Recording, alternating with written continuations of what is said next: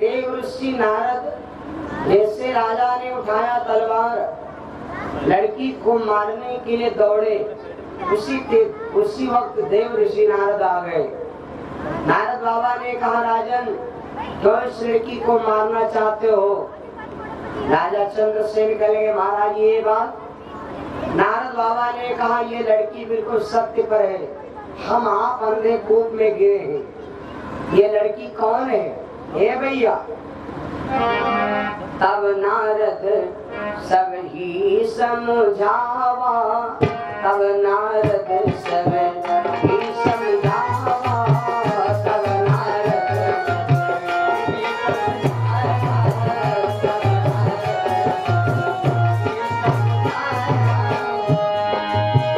तब नारद सब ही समझावा, तब नारद सब ही समझावा, पूरब जन्म संगे सुनावा।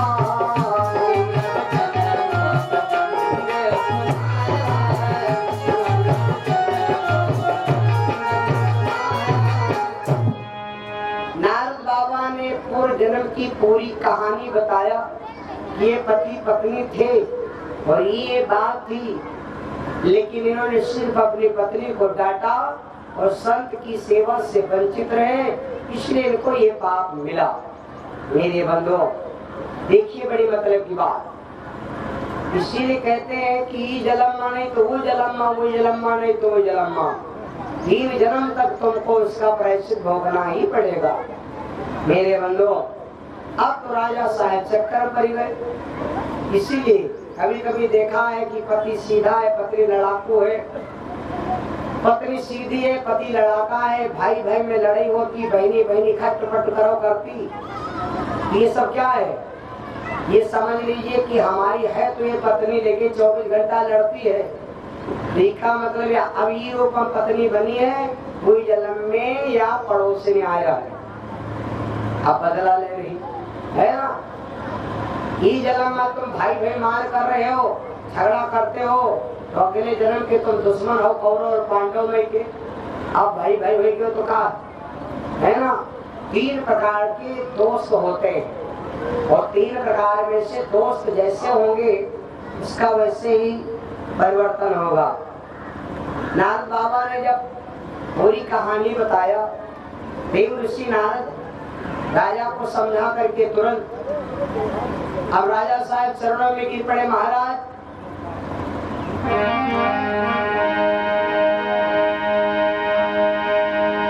जिंदगानी कुमारग लखा दीजिए, लाग पाप मेरे सर पर मिटा दी। महाराज मेरे ऊपर जो अंध का पर्दा पड़ा है इसको मिटा दीजिए।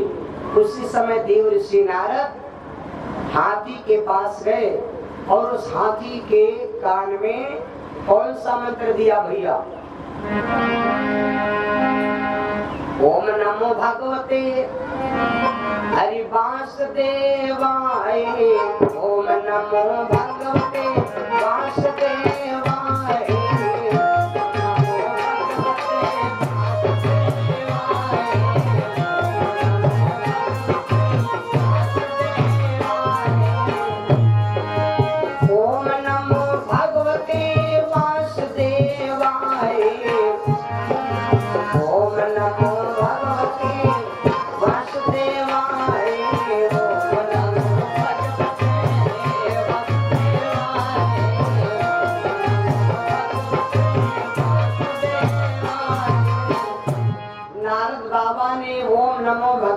वैष्णव पंथ का मंत्र जैसे भैया श्रवण लगी तान विचार, देव ऋषि नारद गायो, पाप क्षीण तन विकट रूप मानुष का पायो। जैसे देव ऋषि नारद बाबा ने ये मंत्र दिया तो मंत्र में कितनी क्षमता है। मंत्र में वो क्षमता है कि सदैव हाथी का शरीर गायब हो गया और हाथी का शरीर गायब होकर उस हाथी के उज्जवल भविष्य प्रताप से भैया उसके शरीर से एक ऐसा दिव्य बालक प्रकट हो गया, इतना सुंदर जो राजा लोग कहते थे कि महाराज ये लड़की हाथी के गले में जयमाला छोड़ती है, वो है भैया वही सब राजा उस राजकुमार को देख करके लालायित होते हैं। कमल का फूल खिलता है कीचड़ में, संगमरमर पे नहीं। भक्ति करते हैं गरीबन की लड़का मिलन के नहीं। हर जगह कमल खिल सकता है, हर जगह पर संगमरमर लग सकता है, हर जगह पर भगवान का भजन हो सकता है, हर जगह पर महाभारत का कुरुक्षेत्र खुद सकता है, हर जगह पर मार्केट बन सकता है, हर जगह पर सब कुछ हो सकता है, बस समय का फेर। मेरे बंदो, तो पहले अगर तुम्हें फूलों पर चलना है, फूलों पर चलने से पहले तुमको कांटों पे चलना पड़ेगा। जिंदगी एक किराए का घर है, एक न एक दिन निकलना पड़ेगा। मौत जब तुमको आवाज देगी घर से बाहर चलना।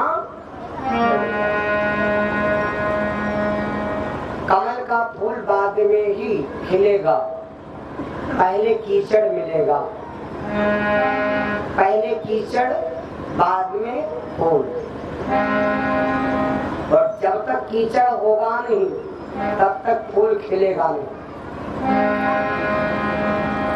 राजकुमारी की शादी उस दिव्य पुरुष के साथ महाराज चंद्रसेन ने कर दिया। अब तो कोई भैया लड़का है नहीं, तो राजा चंद्रसेन विनती करने लगे। वो बोले महाराज एक काम करो, ये राजगद्दी धनधाम सब हमारा है और मैं तुम्हें सौंप देता हूँ, तो आज से राजगद्दी सब तुम्हारा है। पहले जमाने में राजा महाराजा कितने बड़े होते, अगर लड़की शादी करे जाते तो पहले पूछा जाता था लड़का कहे। अगर लड़की सब लड़के लड़की लड़का होता नहीं तो वाली लड़की शादी नहीं होती थी। ये हमारा लड़का जाएगा तो चरपैया का अपने हाथ डाले बैठी, ये बूढ़े लोगों का विचार था। और आजकल हम कहते बिटिया कहते ये घोड़ ना हो जाए, आँख ना हो, खाली यूं जाने पाओ बिटिया है लड़का नहीं, तो तुरंत के साथ खेत मिल गए। आजकल आदमी संपत्ति पर गौर करता है, पीढ़ी को याद नहीं करता। पीढ़ी क्या है, संपत्ति के पीछे हम सब बने हैं और माया के चक्कर में फंसे। एक नहीं ऐसी 2-4 देवियां हैं जो अपने पति को सुंदर बना दिया, अपने पति को बिगड़ी सुधार दिया। नाम आप लोगों ने सुना होगा। एक लड़की थी, लड़की की शादी जब तय होती थी, जिसके साथ पहली बार शादी तय हुई, तो वो लड़का जिसके साथ शादी तय हुई वो लड़का 1 महीना पहले मर गया। लोगों ने विचार किया, कहा कोई बात नहीं भैया, हम जान बिटिया को घर की है, चलो कोई बात नहीं। दूसरी जगह शादी तय हुई तो वो लड़का खत्म होगा 15 दिन पहले। तीसरी जगह शादी में कहे सुने पर तो वो लड़का खत्म होगा 8 दिन पहले। अब तो भैया कोई शादी नहीं करे, वो बिहाव करे तो मरे, तो काहे कोई बिहाव करे तो काहे कोई मरे। अब कोई बिहाव नहीं करे तो वह लड़की गांव के बाहर निकल गई, तो निकल करके गांव के बाहर रोने लगी। मैंने कल बताया था कि बचपना है सुबह, बचपना है सुबह। जो काम तुम सुबह कर लिया हो वो काम आपको दोपहर में आसान हो जाएगा, और जो काम सुबह वाला दोपहर में करी हो, सवेरे वाला काम कौन हुआ है? माता ने चकिया पीसन जैसे सूर्य उगे तैले दरदराज धर दी। भैया लोग कौन काम हुआ है? जैसे सूर्य बाबा निकले तब तक ऐसी भैंसी ऐसी तैसी खवाए पिया बड़ा फिट गए के और अपन माछ दे गए, हाँ बैठ जा। साधु बाबा लोग कौन काम हुआ है? जैसे सूर्य बाबा निकले तो झाड़ू बुहार हो के पूजा पूजा पाठ हो और ध्यान कहते हो मुझे ठाठ और सवेरे सवेरे चला क्या नाश्ता करे कुछ सवेरे काम हुआ है तो आपको मौका भी मिल जाएगा टाइम और पता लग जाके नहीं भैया 9:30 बजे तो अब कत्ता मौका धरा है और काम वह करे काम उतना करेगा माताओं बहनों काम उतने करेंगे झाड़ू बुहारू बर्तन साफ करो लड़का सफाई करो डेट पेंट बनाओ खाना बनाओ पानी बनाओ तेरे बोले के हर आएंगे खाना खाओ कत्ता मौका मिला तो जो काम तुम सवेरे कर ले आओ तो आप काम करिए ज्यादा काम हो जाएगा लेकिन काम टाइम टाइम से करिए समय से करोगे तो तुम्हारे घर में लड़ाई नहीं होगी झगड़ा नहीं होगा परेशानी नहीं होगी आपको आराम भी मिलेगी टाइम निकाल दीजिए आराम का समय हो गया हाँ और घर के नियम है कुछ लड़ाई झगड़ा ना हो के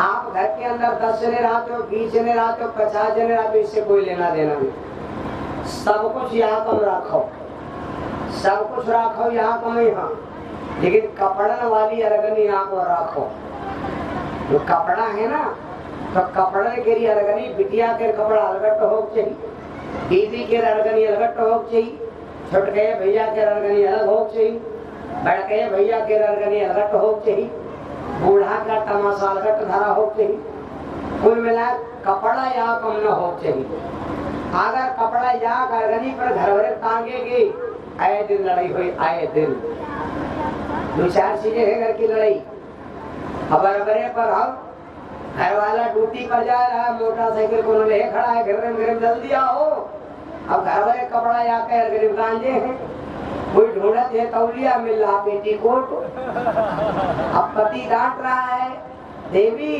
कहाँ है तौलिया काकी हम तौलिया हनक जाओ हनक कौन जाओ मुझे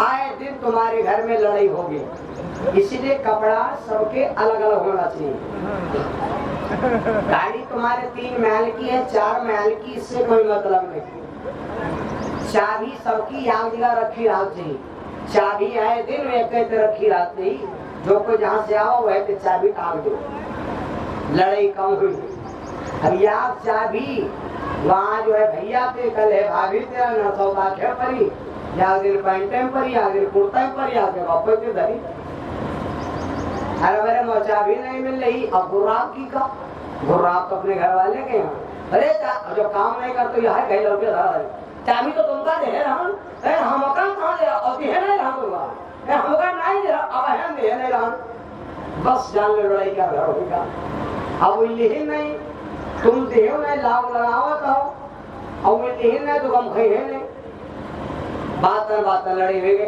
इसलिए कुछ घर के हमारे आपके गृह शासन है बहनों 10 बासन एक जगह धोख धर दो तब का बात है और 10 बासन लड़का सब खाए पिए इधर उधर भरे घर भरे में यहाँ पूरे वकील भाई पूरे घर भरे बढ़ता मिलके पर रहता का आनंद है अच्छा लगी घर के अंदर कपड़ा हो जत्ते कपड़ा चाहे जत्ते हो लेकिन कपड़ा भले छाटे न हो लेकिन कपड़ा दुल्हे रखे हो बढ़िया शाम को जो नए कि आधा वैसी पर आधा वैसी पर ये सब घर की कोई जो थोड़ा जरूरी संगमरमर घर बना हो झांझर को हम जब कथा कहने जाते हैं तो मैं देखता हूँ मड़हान करे रहे लोग लेकिन मड़िया आए दिन लिपी जाती आए दिन साफ होता है घर चाहे घर घास फूस का हो चाहे घर संगमरमर का हो जिस घर में साफ और साफ सफाई होती है जिस घर में गंदगी नहीं होती है उस घर की स्वच्छता अभियान अच्छी है मेरे बंदो तो लड़की एक दिन 12 बजे रात में निकली और गांव के बाहर रोने लगी बेला खिलो है आधी रात सखी हरवा में की के गले डालो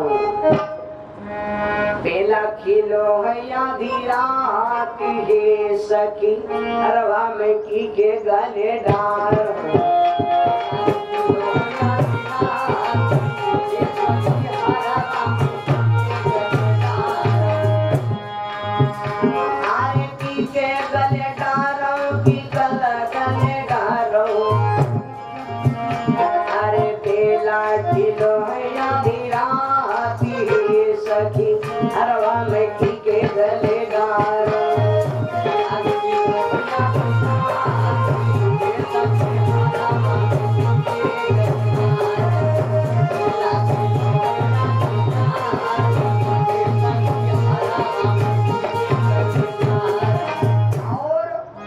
अरे राम गले डारो लखन गले डारो गले डारो अरे राम गले डारो लखन गले डारो समय करते तो हुल का भयो बनवास हे सखी अरे राम की के गले डारो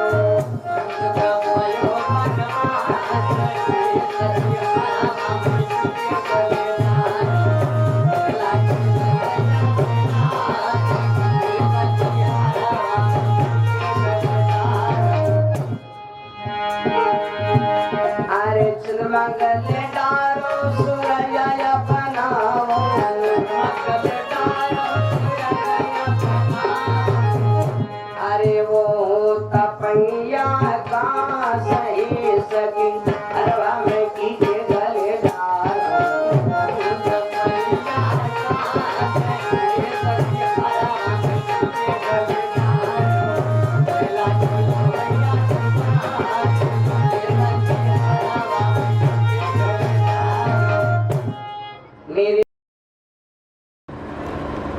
भैया जी की तरफ से मिष्ठान और फल प्रसाद ब्रह्मा फल मौलाबाद से भैया ने दान किया भगवान की शरणों में। भगवान से कामना की बार में भैया लोगों ने बहुत विशाल कार्यक्रम का आयोजन करवाया। भगवान से कामना परमात्मा कुशल लग के बंधुओं कहते हैं कि जब हमारे ऊपर दुख हो परेशानी हो तो हम आपको कुछ काम करना चाहिए। कौन सा काम भैया?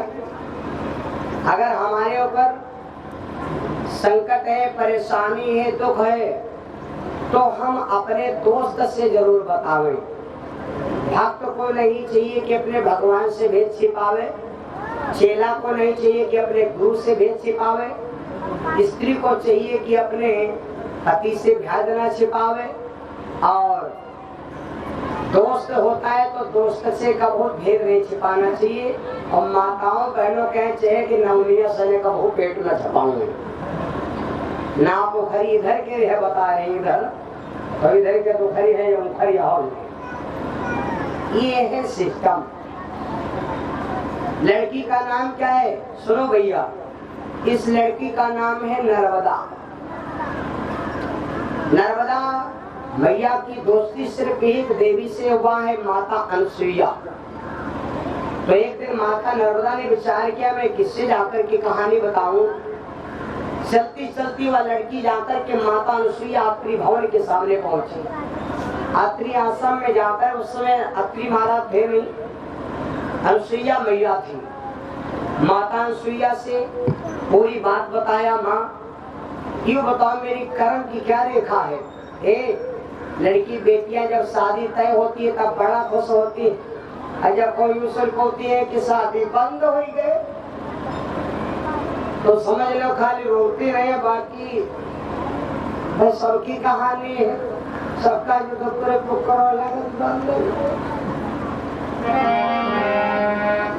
लॉकडाउन तमाशा भी है। भैया नर्मदा जाकर अनसुईया से बोली तो अनसुईया मैया बोली बेटी चिंता ना कर। दोस्ती का मतलब क्या है? अगर ये बात है तो मैं सीधे तुम्हें वही भेज रही जहाँ तेरा पति मर करके जाता है। पति का जरूरत लिया भैया। पति पद प्रेम मंत्र पढ़ी मारी,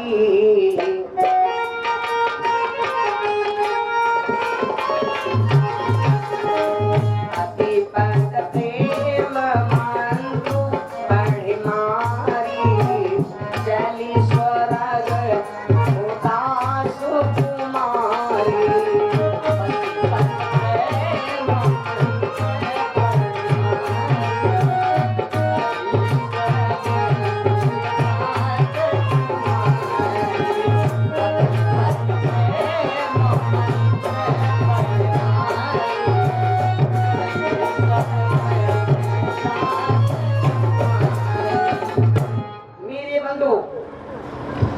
पति के चरणों तक का जल लिया और जबकि वहां पर भेज दिया। भैया देखो सती में कितनी क्षमता।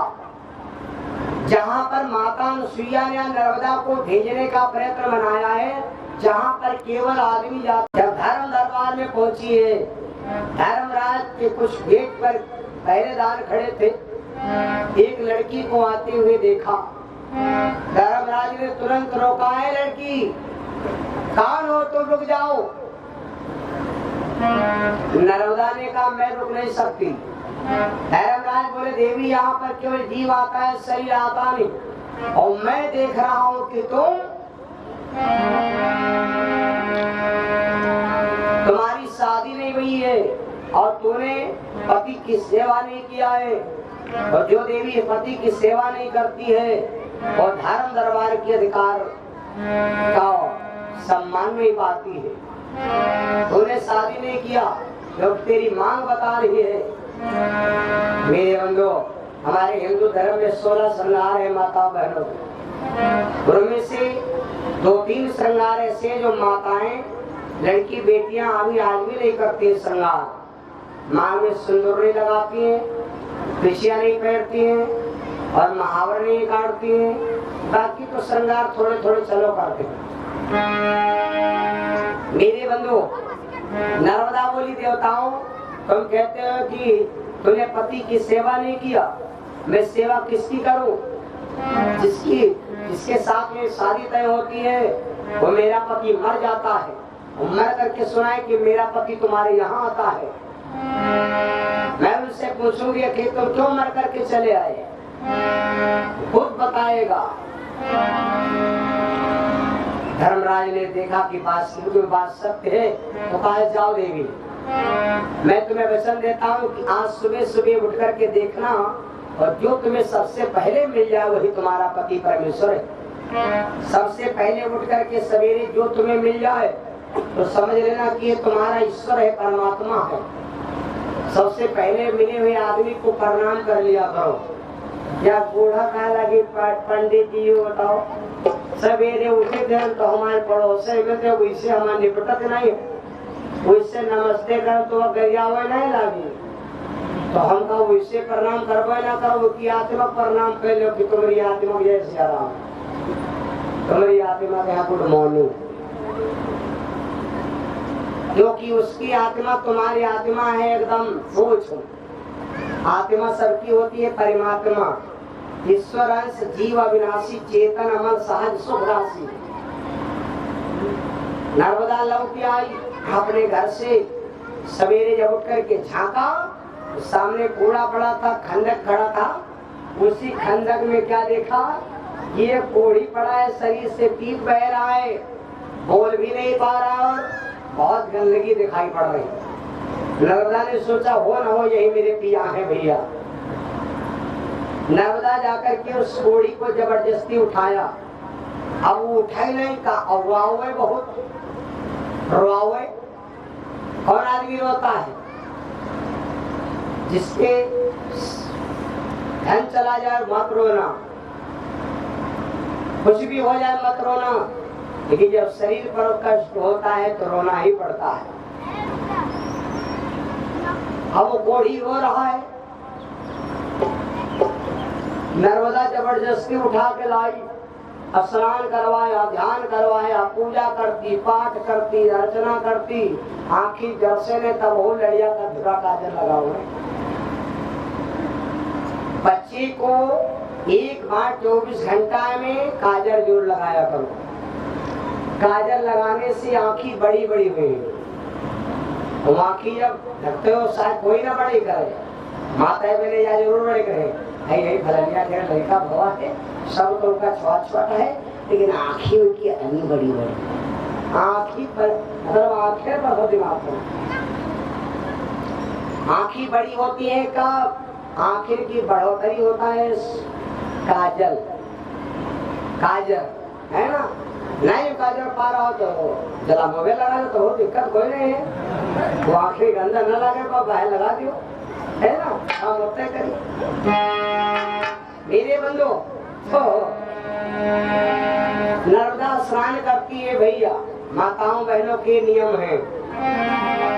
पति की सेवा में आठ पहर, पति की सेवा में आठ पहर अपने को हाजिर करती थी।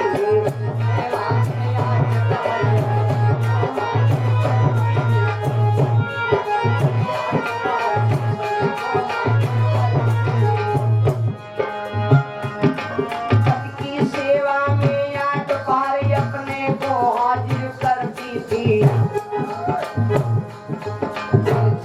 से पहले उठकर, दिनचर्या से पहले उठकर पति के शुभ दर्शन करती थी।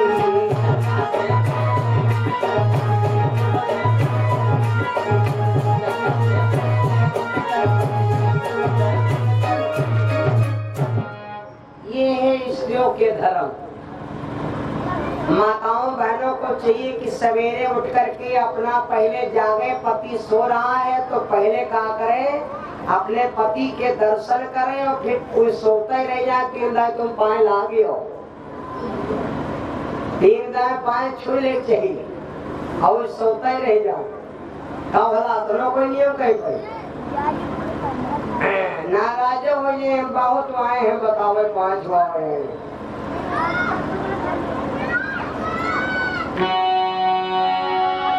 सेवा करने लगी, कितनी भयंकर सेवा करती है मालूम क्यों? क्योंकि अपने पति को खुश नजाकर देखना चाहती है। लेकिन भैया सेवा करते करते यही विधि बीत गए 6 मासा,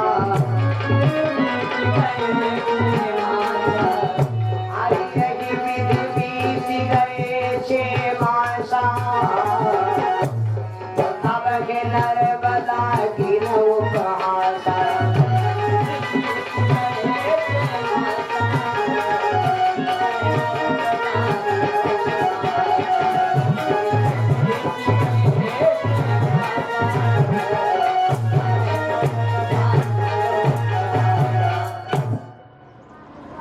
महीना हुई है भैया, सेवा करते करते 6 महीना हुई गए। अब जी की औरत अपनी सेवा करे भैया, और तब वो आदमी उतने खुश से ना बोले तो आदमी समझ लो महामूर्ख है। नर्मदा तक अपने पति को हंसता हुआ नहीं देखा। जब हंसते हुए नहीं देखा मेरे बंधु, एक दिन नर्मदा पूछ बैठी, बोली स्वामी यूँ बताओ, आज 6 महीने से तुम्हारी मैं सेवा करती हूँ और वहाँ तक तुम हमारे ऊपर खुश नहीं भी हो, है ना? और कबो खुश हो के हमसे बोले हंसी का ही नहीं बोले हो, कोड़ी बोला खुश का हुई, हमार मन हुई ना हायन नहीं। नर्मदा बोली तो यू बताओ मन भाई कहाँ? कहने लगा मन हमारा है 18 के बुरके खाले को महावन आई कहाँ है? कहा लग मन हमारे एक वैसा के घर में धरा। मेरे बंधु जी की औरत अपनी सेवा करत हो और कहे औरत पूछे बताओ तुम खुश काहे ले हो? तो आदमी कहा लगे हमार मन नहीं है, हमार मन एक रंडी के वैसे घर में रखा है। तो औरत खुश होगी? खुश ना हो गई, रुको से तुम्हारा मन हम ठीक है कह दिया, रात में तेरी पहना है दीवार बात करता आ जा तो आएगा। नर्मदा तब भी नाराज नहीं हुई, इतनी सहनशीलता होनी चाहिए। नर्मदा बोली पिया अगर यूँ बताओ तुम्हारे मन वैसा के घर में रखा है तो अगर तुम कहूँगा ले चले तो का खुश हो जाओ? कोड़ी बोला मेरे बंधु। नर्मदा ने विचार किया अगर इनको दिन में ले चलो तो चल भी नहीं सकते, रात में ले चलो। रात में कैसे ले चलो? चल भी नहीं सकते तो इनको कंधे पर ले चलूंगा। देखो भैया समय का होता है फेर, ना स्त्री बड़ी ना है पुरुष बड़ा, पति पत्नी दोनों बराबर है सम। समय अगर परेशानी है तो हम अपनी औरत को गोद में लेके, जैसे भारतीय अस्पताल में अब डॉक्टर साहब कह रहे हैं कि देवी के यहाँ ही 42 नंबर बेड पर से 54 नंबर पहुंचो और वही गाफिल है तो क्या करी हो भाई? तो जान लो खाना सत्य है, को दिया मां का ले लो पिया। क्यों? टाइम है, गोदी में उठा लिया, 42 ने 54 पहुंचा दिया। पत्नी सांकुल है, पति के रे बीमारी आएगी, भैया ऑपरेशन हुआ है ना। अब पत्नी सांकुल है, डॉक्टर साहब कह रहे तो पत्नी भी सहयोग दे सकती। मेरे बंधु, समय का फेर। नर्मदा ने विचार किए जाएंगे और वैसा के घर ले कैसे जाऊं, तो रात के 12 बजे योजना बनाया कि अब सो जाएंगे। अगर दिन में ले जाऊं तो कुछ लोग हमको गलत कहेंगे, कुछ लोग इनको गलत कहेंगे। जाए के बाद कोढ़ी के धरिए खोपड़ी पर ले जाए रही, और कुछ लोग कहेंगे